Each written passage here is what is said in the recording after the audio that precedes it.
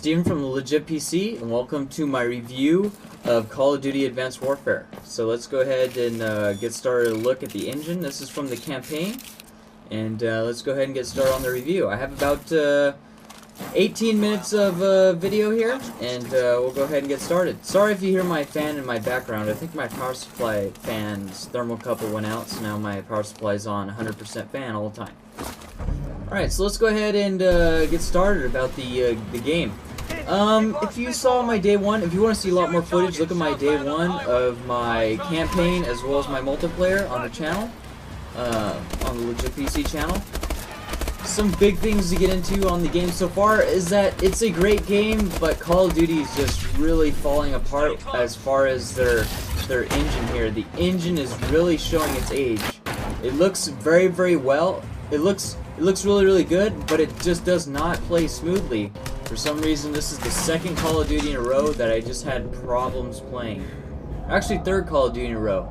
So for Modern Warfare 3, I had problems with it, problems with connection, and in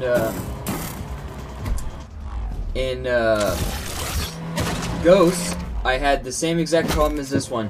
So what I have in this one is that the game seems to drop frames very easily, and you just seem to get, you know, a lot of screen lag for whatever reason. But you can see here that the campaign is definitely one of the top-notch campaigns in Call of Duty in a while. I personally like the Ghost series. It was one of my favorites, especially Ghost number 1.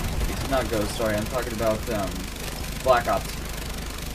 Black Ops, the first one, was one of my favorites. But it's definitely a very cool campaign. I haven't actually finished all of it yet. The reason being is that for whatever reason, campaign drops frames a lot more than multiplayer. But it makes it very hard to be competitive on multiplayer when you're getting 60 frames per second and all of a sudden it drops down to 20. As it seems that the gameplay has been very lacking as far as stability and actual system playing well on all systems. It seems like a very heavy console port, and a lot of games these days do. And you can see that through a lot of the controls are very funky on PC using keyboard, as well as some of the mouse controls are kind of funky as well. They do give you quite a bit of options to change stuff and whatnot, but you know, the biggest thing is that you want a game to be stable. And this one I have set on optimal settings on GeForce experience, so I should be getting optimal experience with best frame support. And this is on a 660 Ti. You know, it should be running perfectly fine on, you know, a year-and-a-half old hardware, as back then it was pretty middle of the line. As you see here, we're still playing some campaign. The campaign is really good. They have stealth aspects, they have driving aspects, they have that stuff that was going on with the street, and a lot of different environments. So I also have some quite a bit of multiplayer footage in here as well that we're going to go over here in a second. But like I said, the biggest thing I had a problem with is the stability of the engine. The engine is just not where it needs to be for something that is basically supposed to be able to play on every system. I mean, that's what every developer wants, especially in a blockbuster like this, is to have have it play on every system very stable and have maximum reviews. But to me, it just seems like this is a console port, and PC, how it performed on PC was just an afterthought. And you can see the portions that are, also you see other things like, one of the biggest things that I didn't put in here is it does have a lot of graphics glitches. For example, when I start up the game, my whole game is entirely purple and blue, as the assets fail to load multiple times. The load times on the maps and campaign are absolutely ridiculous for somebody that's using SSDs, for using a 256 SSD for their games. having a load time like that is just unacceptable. So here we're on to multiplayer. You notice that the multiplayer experience is very, very nice. They do have those the exo abilities or whatever that you see in the trailers or whatnot. Oh my god. They are definitely unnecessary. So there's a lot of things in here that are like, why do you even have it? But I do love the customization possibilities with the characters. You'll notice that from my day one footage and whatnot, you can change your character's, you know, outfit or whatever. Not a big thing having to do with playability, so I'm not going to go over it too much, as Call of Duty is all about the gameplay. And the gameplay is average. As I said, here you probably won't see me drop very many frames. It's only certain maps that do so, but like I said, the loading times on the maps are absolutely ridiculous for somebody that's using an i5 quad core with a 256 SSD and 8 gigs of RAM to load a map like this in a game such as this. But you see that they have a lot of different ideas as far as the guns, different balancing ideas that I thought are really, really good. So for example here, this sniper rifle here is a one-shot kill, but you only have one bullet, and then you have to reload the bullet. Also, you might see the other sort of annoyance of the game is that you could hop around a lot, so it's very, very hard to actually shoot people when they're hopping around, especially with the sniper rifle. But that's also one of the biggest upsides of the game as well, is all of these exo abilities as far as the jumping around. The other exo ability you see down there, like the invisibility or the shield, no one really uses it too much because it takes quite a long time to activate. But yeah, so let me see. I like the guns. I like the exo abilities, definitely something different, you know, jumping around and whatnot. I like the customization of the characters. I like the guns as well as the attachments that you could get for the guns, as well as the point system where like you could only have a certain number of this on your gun, and also perks. If I haven't said that before, the perks are very nicely done.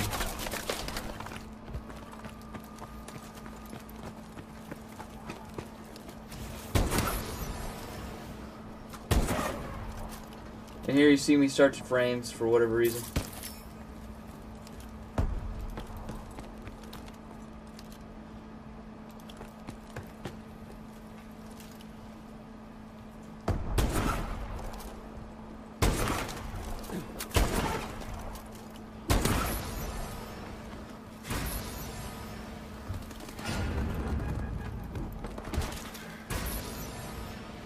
There you see, that's another one of the things I got in a perk package is the reinforcements. I should be switching to the next footage here in a second.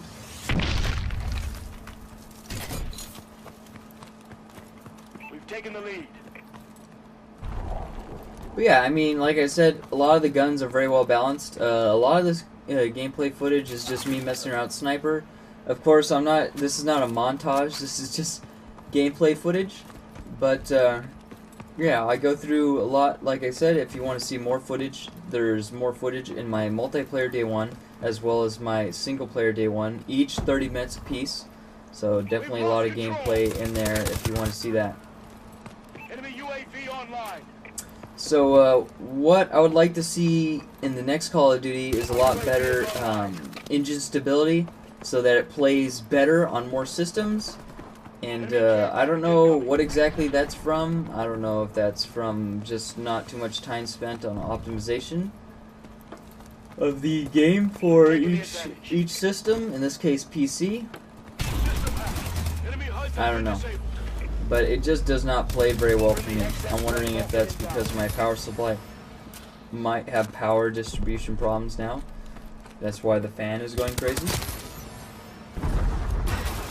But this was played before that, and you see it plays alright, but I started to have problems with single player not running correctly and stuff like that. So overall, it was It was fun, but more of a disappointment than something that I would encourage to purchase. Especially when now, at this time, I think it's only almost been a month that I've had it before I started this review here, is that it's starting to die very, very quickly. There are very few people playing it. Some days in the morning you'll get on and there'll be nobody playing it. Absolutely nobody. I don't know if that's from the drop in people wanting to play PC, or if that's because no one really likes the game too much. I'm not quite sure.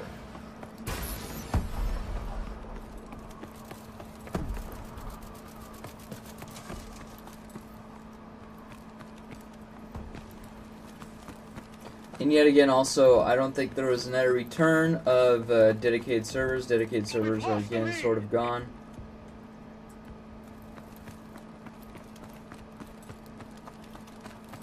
Enemy UAV above. Enemy care package incoming. We're in control.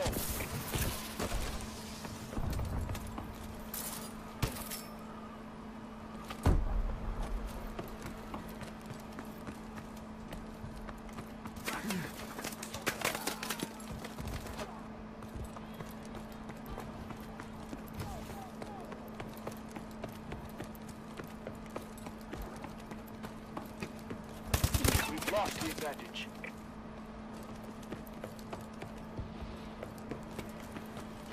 Yeah, I guess that's kind of mostly what I wanted to talk about, was that it's Enemy UAV online. a pretty big disappointment, I Our UAV think. is online. So, I mean, since I kind of ran out of stuff to say, that's pretty much all I have to say about it. I might as well go into the conclusion before my 18 minutes of footage here is up, so you don't have to, so I don't have to do the overlay of the image or whatever. And then once I finish that, I'll just let you guys enjoy the footage and be on your way. Alright, so in conclusion, the game overall is a very, very large file size. I mean, absolutely ridiculous, the size of the file. I think it was like 35 gigs or something like that. I think it was like 35 gigs a piece, so it takes up a lot of disk space. That and engine stability for me is very, very bad for a game that should be able to be played on most hardware and even a dual core, but playable in some aspects, unplayable in others. One of those being the single player. The good aspects: the single player is absolutely awesome. Some of the multiplayer maps are okay. Some of the multiplayer maps are really annoying. The perks are really good. All the weapons are really good. All the attachments are really good. And I like the exo abilities. Definitely something new, jumping around and whatnot. Adds quite a bit of dynamic to the game. Makes it really fun to snipe and move around the environment. And allows you to get, you know, the upper hand. And by being on higher ground, so definitely adds a new aspect to the gameplay. So what I would like to see more of is just an improvement of the engine itself and the and how stable it is, and to more explore this exo ability idea, and to keep coming up with some good single player like what we have. Of course, now it's getting pretty repetitive, as a lot of the single player ideas are very, very similar as far as the plot arc. But other than that, I mean, you can't really be disappointed in it at all.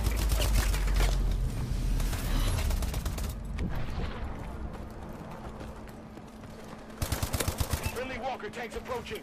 So yeah, I mean, if you even despite the review, if you're a big Call of Duty fan and you haven't got it already, you could pick it up and try it out. I would definitely try to find it if it's on sale, a really good sale, $20 off, $30 off, something like that. And make sure that you meet the minimum specs. I would hate to have to play this game on minimum specs, let alone recommended specs. So definitely check that out, and if you like what you see in the Day 1 campaign and multiplayer, yeah, it might be something that you would want to check out and possibly purchase for a pretty good discount, and play for a while until the multiplayer is dead. Probably by the time you see this video, the multiplayer is going to be dead anyways, and they'll be on to playing probably Battlefield or something, I don't know. UAV above. Other than that, that's about it. I said pretty much everything that I picked up from the game. And go ahead and enjoy the rest of the footage. And subscribe if you want to see more videos like this one. And I will catch you guys in the next video. Thanks for watching. Take it easy. Peace. Enjoy the rest of the video.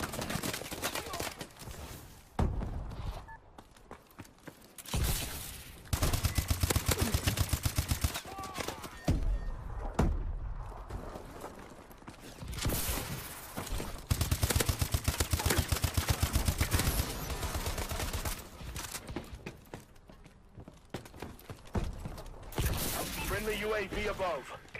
Enemy UAV online. Care package inbound.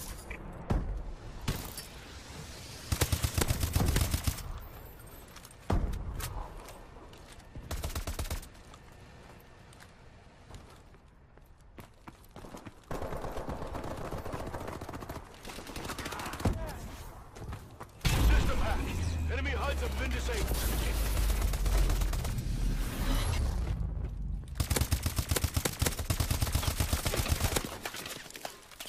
Recon drone deployed.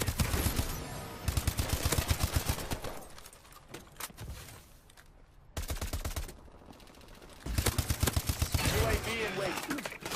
Friendly UAV above.